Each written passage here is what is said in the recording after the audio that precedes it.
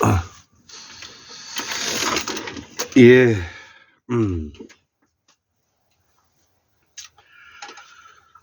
예, 오늘은 2024년 3월 7일이 되겠습니다. 음력으로는 1월 27일이고요. 아침 6시 30분이 되었습니다. 제가 약간 감기 기운이 있는데요. 요즘 근자에 우리 손님이 좀 많아져 가지고 제가 아주 좀 힘이 좀 들었던가 봅니다. 자, 그러면서도 오늘 아침에 제가 정치 산책 144번째 무문화를 복원하고 무성과 무속을 해체하고 9,000년 동안의 재정 분리의 계급 체제를 실질적으로 타파해야 한다. 이 과정을 난 민주화라 한다. 이렇게 이제 설명이 되어 있죠. 이 말만 들으면 보통 일반 사람들이 이해하기가 쉽지가 않을 것입니다.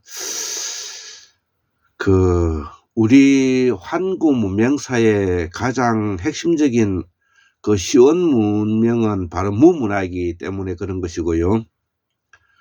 또 이 문명을 발전시켜 나가는 과정 속에 우리가 재정 일치해서 재정 분리 사회로 이제 나아가게 되는 것이죠. 그래서 지금도 정치와 이 종교는 분리화되어 있는 이런 입장인데, 여기서 말하는 무성과 무속은 해체를 해야 된다는 뜻은 바로 그동안의 문자 권력을 중심으로 했던, 그리고 2500년 전에 우리가 성현들이 나오게 된 그 시기에 군사 중심의 왕권 중심에서 우리가 이 유교, 불교, 도교, 선교, 그 다음에 기독교, 이런 종교가 다시 권력화되어 가는 과정을 우리는 해체해야 된다는 뜻이 담겨 있는 것입니다. 그래서 지배계급과 피지배계급이 나누어져 있었던 지난 9,000년 동안 넓게 잡아서 이야기를 하는 겁니다. 우리가 제석환인, 배달환웅, 당군, 천재 이런 시기가 지금 현재 1910년도 공식적으로 우리가 조선이 망할 때까지 약 9,000년 동안의 역사를 우리가 무성과 무속을 해체하고 계급 체제를 허물고 지배자와 피지배 계급을 허물고 민주공화정을 이루어서 이 과정을 국민 개개인의 주권의 주인이 되는 것이 이게 이제 민주화라는 것이죠. 자, 그래서 우리 한국 사회는 양진영이 이제 나누어지게 되어 있는 거죠. 또 나름대로의 자기의 변명과 설득력, 또 논리를 가지고 있는 것입니다. 그래서 저는 진보 민주 통일 세력이라고 말할 수가 있습니다. 진보 민주화 세력이죠. 그러면 진보라는 말은 왜 이제 쓰게 되었느냐는 것이죠. 그거는 우리가 김구 선생이라든지 김구 선생의 임시정부의 정통성을 개성하고, 그 다음에 김대중 대통령의 선민과 중산층을 대변한다는, 그래서 선민과 중산층을 대변한다는 복지사회로 나아간다는 의미가 이제 담겨져 있는 것이죠. 그래서 진보를 하는 것이고요. 민주는 진보주의자들에게 원래 이제 자유가 이제 있는 것이죠. 전체주의에서는 자유가 있지 않지 않습니까? 그래서 진보주의자에게는 바로 자유하고 분권하고 네트워크하고 협력하고 연대한다는 이런 철학을 바탕으로 하는 것이죠. 그래서 민주한다는 것은 바로 자립자치자주 한다는 그런 굳건함을 가지고 우리가 자율적이고 분권하고 네트워크하고 그다음 협력하고 연대한다는 이런 바탕에서 민주화를 한다는 것 자체가 자유를 보장하는 것입니다. 자, 우리가 진보 민주 통일이라고 말을 했으니까 통일은 바로 우리가 남북 분단에 놓여져 있는 부분을 우리가 대한민국이 큰 형님에 들어가기 때문에 우리가 많은 것을 감싸 안고 우리의 이념과 우리의 제도를 그들에게 우리가 성공적으로 안착시켜야 된다, 이렇게 생각을 합니다. 그렇기 위해서는 우리가 협력하고 연대하고 연방 통일 형태의 모형을 만들어 가야 된다는 것이 담겨 있는 것이죠. 자, 그러면 이제 또 반대편에 우리가 소위 말하는 보수라고 말하는 것은 우리 한국 사회는 진정한 보수가 아니라 가짜 보수가 될 수가 있는데요. 이 가짜 보수 세력들은 기반이 어떤 거냐면은 친일, 부패, 친일 부역, 그다음 자본가 세력, 뭐 이렇게 표현해도 되고요. 친일 부패 자본가 세력, 이렇게 표현해도 크게 틀리지 않을 것입니다. 자, 그래서 이 세력들은 일단 친일을 했던 자들의 그 기본 틀을 가지고 있죠. 그래서 이들은 기본적으로 우리 사이에 경제적 기반을 가지고 있는 부자들인 것입니다. 그리고 우리가 쿠데타 세력, 소위 말하는 군사 쿠데타에서 검찰 쿠데타 세력들, 다 쿠데타 세력들이 또 경제적인 부를 이 산업개발과 동시에 또 가지게 되는 세력들이죠. 지금도 우리가 윤석열 정부가 의료 개혁을 하겠다고 지금 2,000명 늘린다고 야단 법석을 떠는 그 궁극적인 종착지는 바로 서울에 있는 대형 병원에 투입을 하겠다는 말이 되는 것이지, 실질적으로 우리가 뭐 지방 해소라든지 의사 초원을 위해서 하는 것은 아니고요. 이들의 궁극적인 목적은 서울에 있는 대형 병원에 그 맞는 그 2,000명을 투입해 갖고 국민들을 빨아먹겠다는 뜻이 담겨 있는 것입니다. 자, 그래서 아까 자본가 세력이라고 했으니까 이 자본가를 대변하고 있는 짓을 하고 있는 것이죠. 자, 그래서 우리 국민들이 공부를 좀 많이 해야 되고요. 자, 그래서 우리 사회가 그러면 이것을 견인해 가기 위해서는 우리의 그 엘리트, 소위 말하는 지식인 그룹이 이제 교체를 해야 되는 것이죠. 지금까지 지난 일제시대를 포함해 가지고 지난 100년 동안에는 친일 부역 세력들이 중심이 되고, 그 다음에 군사 쿠데타와 검찰 쿠데타 세력들이 우리가 중심이 되어 가지고 우리 한국 사회를 좌지우지해 왔던 것이죠. 그래서 한국 사회의 모든 경제적인 자산, 쉽게 말해서 돈을 빨아 먹은 놈들이죠. 그래서 착취해 갔다는 것을 지배 명령 억압 착취, 지배 명령 억압 착취 해갔던 놈들이죠. 자, 그래서 저 같은 경우에도 바로 그 착취 당하지 않으려면 자기만의 노하우와 기술을 가지고 있어야만이 그놈들에게 노예가 되지가 않는 것입니다. 자, 그래서 저도 그 골장의학이라는 공부를 바탕으로 해서 지금까지 이렇게 이제 오고 있는데, 비록 우리가 제도권의 그 의사는 아니라 하더라도 기본적으로 우리가 이 의료법이 위배되지 않으면서 실질적으로 골장의학의 학문적 토대를 바탕으로 해서 그 소년들에게 호평이 좋기 때문에 의료적 도구를 사용하지 않고 의료적인 위반을 하지 않으면서 하기 때문에 문제가 되지 않는 것이죠. 소위 말하는 자연치유 방식과 그 손기술을 이용해서 하는 것이고요. 또 저는 일반 지압을 하는 것이 아니라 우리가 제가 일압이라는 것이 있는데 그 일압을 바탕으로 하고, 그 다음에 이 무릎으로 하는 슬관절압을 또 하고, 그다음에 팔꿈치로 하는 주관절압을 사용해서 하기 때문에 큰 문제가 없는 것이죠. 그리고 저는 국제공연 침술, 소위 말하는 신고사 자격증도 있고 접고사 자격증도 있지만 제가 침을 놓고 이런 것을 하지 않고 있습니다. 굳이 그럴 필요가 없기 때문에 그런 것이죠.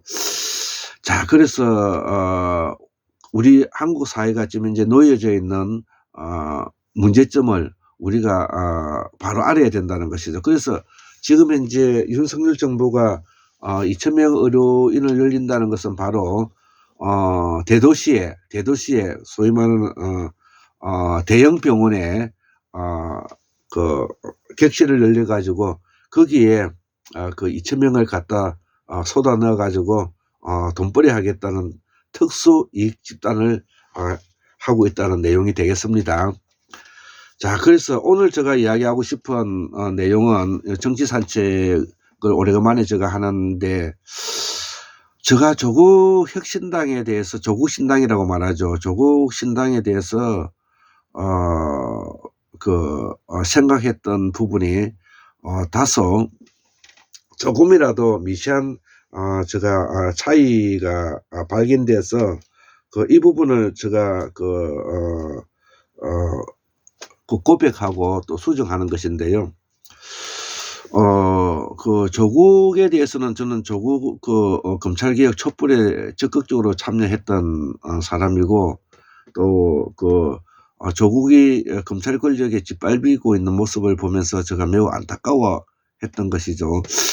그런 연장선상에서 또 조민양이 모든 부분에 학위라든지 의사 면허라든지 이런 것들이 다 박탈당하고 지금은 이렇게 프리랜서로 이제 이렇게 지내고 있지만, 또 조국 법무부 장관도 학교에서 잘리고 소위 말하는 지금 현재는 백수의 신분이 되어 있는 것이죠. 자, 그런 측면에서 그동안에 엄청난 고통으로 그야말로 만신창이가 되는 그야말로 조국 법무부 장관 본인의 표현을 빌자면 피 흘리고 있는 상태에서 사냥감이 되었다, 이런 표현을 쓰는 것을 제가 들었는데요. 자, 그래서 조국 법무부 장관이 이번에 조국 신당을 비례대표제에 위해서 조국 신당을 만든다고 하길래, 그러면 지역 지역구는 민주당을 밀어주고, 그다음에 비례대표는 그러면 조국 신당을 찍으면 되겠네, 이제 저는 그렇게 생각을 했던 것이죠. 자, 그런데 우리 최동석 박사님께서 이렇게 강의를 들어보면 최동석 박사님 인사조직연구소장님이시고 제가 성인으로 모시고 있는 한 분이시지 않습니까? 자, 그래서 이 이야기에 대해서 곰곰이 생각을 해봤죠. 그래서 저는 지금 현재 학자의 최동석 인사조직연구소장님과 같은 그런 학자의 반열이 있는 것도 아니기 때문에 제가 이 부분에 대해서는 그저 일반적으로 지금 우리가 민주진영이 전선이 흩어져 있는 상태에서 이재명과 그래도 조국만한 사람이 있는가, 윤석열 정부를 지금 직접적으로 칼질할 수 있는 사람이 이재명과 조국밖에 없지 않느냐. 자, 그렇다면 조국도 뭐를 잘잘못을 다 떠나가지고 자기가 가지고 있는 인간으로서 가지고 있는 헌법상의 지위, 기본권을 바탕으로 해서 정당을 만들어서 이것을 사후로 가는 것에 대해서 우리가 막을 이유가 없지 않느냐.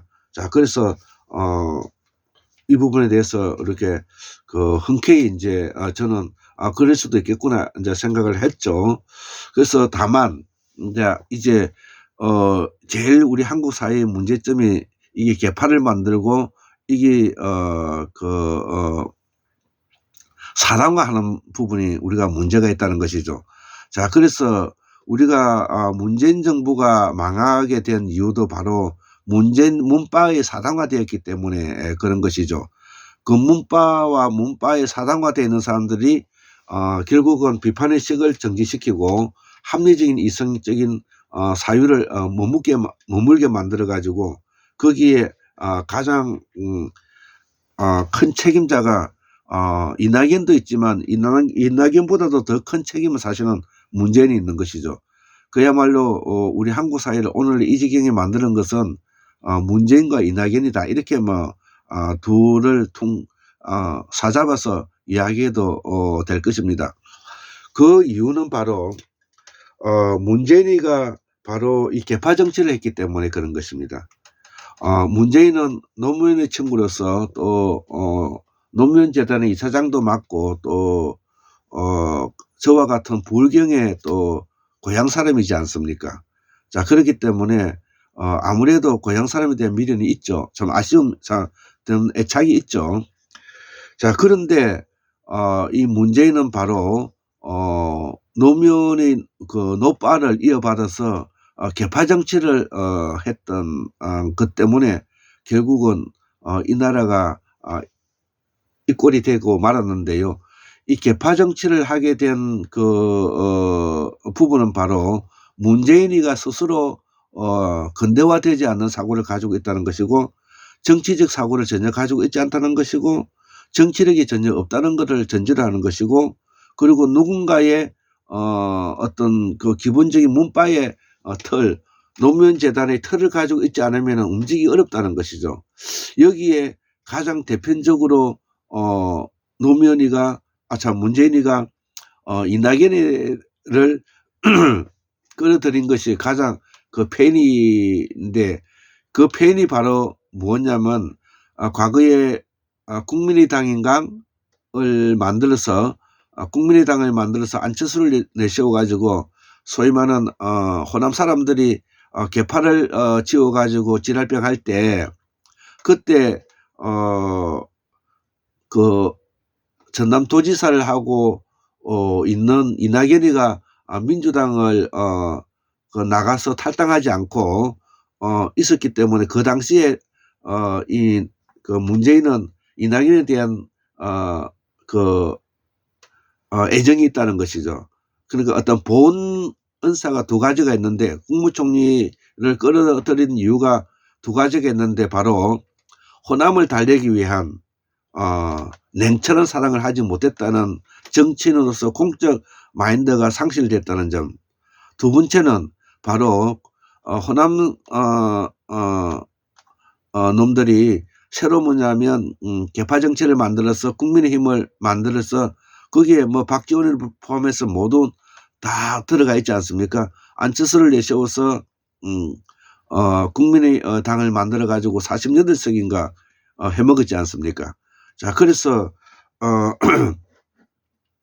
여기에 이 이낙연이가 거기에 국민의당에 들어가지 않고 남아 있음으로 인해 가지고 호남 사람을 대표하면서 고마웠던 보훈의 정으로서 국무총리까지 올려 가지고 오늘날에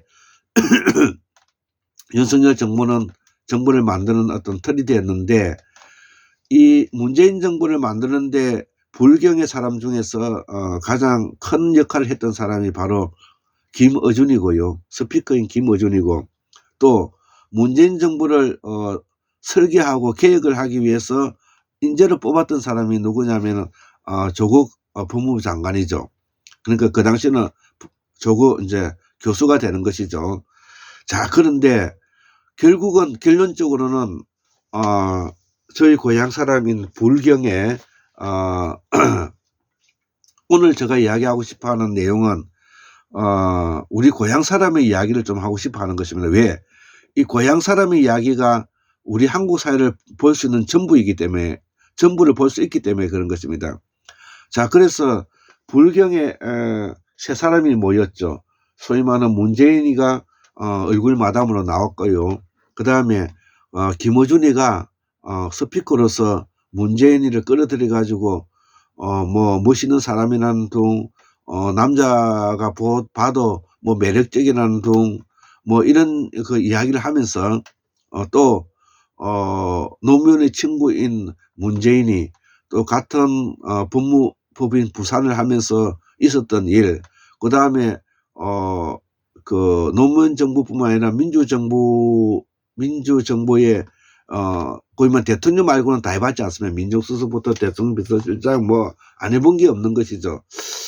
자, 그래서 문재인이 얼굴 마담으로 내세우고 스피커인 김어준이가 나팔을 벌고 그 다음에 브레인인 조국을 끌어들여 가지고 3인이 바로 불경이 난 기태인데요. 태어나지 않아야 할 사람들이라는 뜻입니다. 저 이야기는. 자, 그래서 제가 결론만 말을 하면은 그 문재인은 우리 불경에서 양산 평산마을에서 쫓아내야 된다는 말을 하고요. 그 다음에 지금 현재 진보민주 진영의 스피커를 하고 있는 김수는 힘들다 130명, 140만 명 정도 되잖아요. 이 김어준이가 이런 과거에 뭐냐면은 잘잘못에 대해서 깊이 뉘우치고 반성할 수 있는 공적 인물로서 정상적인 사유를 하고 감정에 충실할 수 있는 진보 민주 통일 세력을 대신하는 정말 뭐냐면 훌륭한 스피커가 되기를 바랍니다. 단지 우리가 기존 레거시 그 미디어에 도전장만 내서 하는 것이 아니라 무엇이 옳고 그른가에 대해서 정의로움을 뭐냐면은 보여주는 것이 필요하다는 것이죠. 그 다음에 조국은 이유와 어찌됐든 바로 문재인 정부의 브레인으로서 민정수석으로서 결국 윤석열 정부를 탄생시킨 1등 공신에 들어간다는 것이죠. 그렇기 때문에 인사조직 연구를 하신 소장님께서는 어떻게 조국을 비판하느냐 하면은 조국은 이서빌리티한 사람으로서 정직하지 않다. 그리고 정직하지 않는 사람으로서 업무를 처리하는 능력이나 모든 공적 일을 하는 사람으로서 부합하지 않다는 것이죠. 그 첫째 덕목이 첫째는 거짓말을 한다는 것입니다. 거짓말한다. 정직하지 않다는 뜻이죠. 예, 그렇기 때문에 저도 오늘 이 강의를 하게 되는 것도 그런 내용을 담고 있는 것인데 저도 학자로서 뭐 학자는 아니죠. 사실은 뭐 학자라기보다도 저는 공부를 좋아하는 사람인데요. 어쨌든 공부를 좋아하는 사람으로서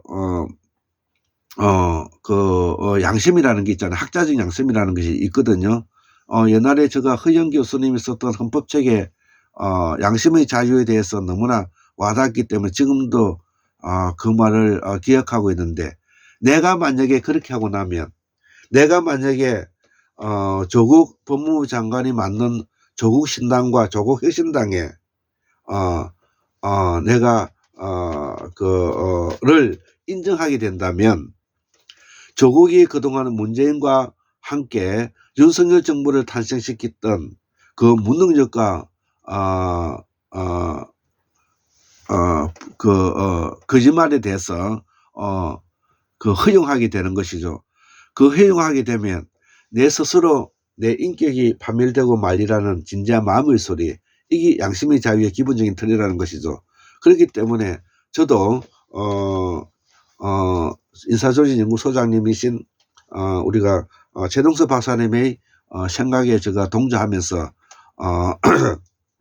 오늘 이런 강의도 하게 되는데요. 어쨌든 우리 조국 법무부 장관은 이미 그 능력이 부족한 사람으로서 앞으로 조국 신당, 소위 말하는 조국 혁신당이 크게 잘 되지 않을 것이라는 뜻이죠. 자, 그러면 제가 진보민주 통일 세력을 대변하는 를 좋아하는 입장에서 진보혁신당이 앞으로 어떻게 해야 되는가, 그것은 바로 지금이라도 우리가 조국 혁신당 대표가 진실하고 솔직하고 개파 정치를 하지 않는 것을 선언해야 된다는 것입니다. 첫째, 문재인과 김어준과 조국이 지금 이제 함께 만들고 있는 당이 저는 조국혁신당이라고 보는데요. 이 개파 정치를 앞으로 만들지 않는다는 것 선언해야 되고요. 두 번째는 지난 윤석열 정부를 만들게 되었던 그 무능력과 부족함에 대해서 그거를 정확하게 공식적으로 절차를 거쳐서 사과해야 된다는 점을 말하고 싶고요. 그 다음에 조국 법무부 장관이 그동안의 검찰개혁으로 해서 무자비하게 칼질을 당해가지고 윤석열 정부에 탄압받았던 부분은 그것은 사적인 영역이고 공적 영역과는 별개의 문제라는 것을 뼈를 깎는 아픔을 가지더라도 이렇게 고백할 줄 알아야 된다는 것이죠. 저는 공부하는 사람으로서도 이러한 부분을 미시하게 제가 오늘 이런 자를 통해서라도 제가 이야기하는 이유가 바로 우리 한국 사회가 바로 불경의 고향을 사랑하는 사람으로서 다시는 이런 문재인과 김어준과 다시 조국이 만나가지고 한국 사회를 진보민주통일 세력을 대변한다고 하면서 결국은 결론은 윤석열 정부에게 권력이 넘어가지고 오늘날의 이 서민과 중산층이 고통을 겪는 모습을 제가 보기 어렵다는 것이죠. 다시 그런 조짐이 보이고 있다는 것입니다. 조국혁신당이 바로 그런 틀인 것입니다. 저는 다른 사람은 모르지만 신장식 그 변호사라든지 그 다음에 김준영 그 외교부 원장이었던가 그분하고 이런 분들이 다 뭐냐면 김어준 겸손을 힘쓸다 이런 분들에 나온 사람들이잖아요. 그래서 지금 이제 그분들이 뭐 잘잘못이 있다고 말하는 것이 아니라 우리는 이런 것에 대해서 진보민주 통일 세력들은 솔직하고 정직하고 깨끗해야 된다는 뜻을 제가 말하는 것입니다. 진보민주 통일 세력이 소위 말하는 엉큼하고 비도덕적이고 비윤리적인 측면을 우리가 솔직하게 이 문제를 잘잘못을 하지 않으면 어떻게 정의롭고 공정한 사회가 되겠느냐는 것이죠. 자, 그래서 지금 현재 우리가 이 진보민주 통일 세력의 그나마 가장 정직하고 투명한 사람이 바로 추미애나 이재명이 같은 사람인데요. 제발 우리가 김어준이라든지 문재인이라든지 조국은 여기에서 벗어나야 되는 것입니다. 제가 불경 사람으로서 정말 존경하는 사람이 세 사람이 있는데 노무현이 그 다음에 우리 고향 사람 창녕 사람인 박원순이 그 다음에 노회찬이지 않습니까? 이 사람들이 그 돈 3천만 원 먹고 그 다음에 미투 어떤 그 이후 그 다음에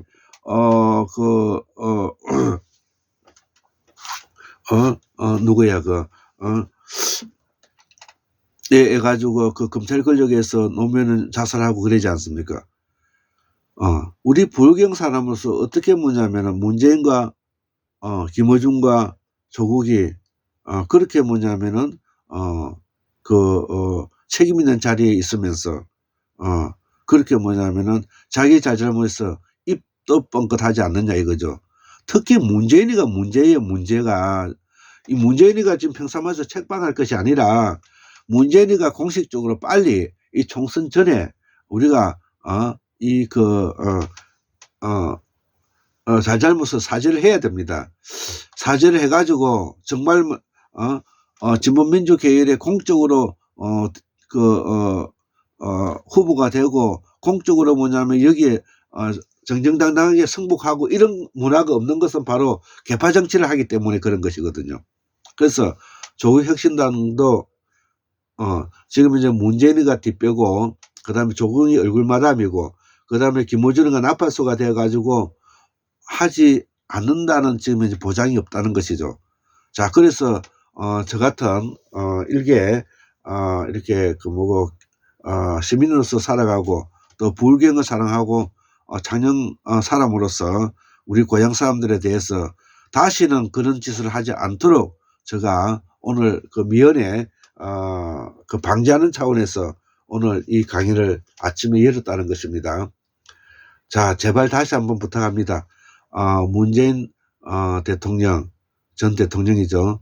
조국, 김어준이 제발 불경이 가지고 있는 그 명예심을 되찾기 바랍니다. 너무나 안타까워서 불경 사람들이 목숨까지 던지는 사람이 우리 불경 사람들은 원래가 많습니다. 역사적으로도 그렇고요.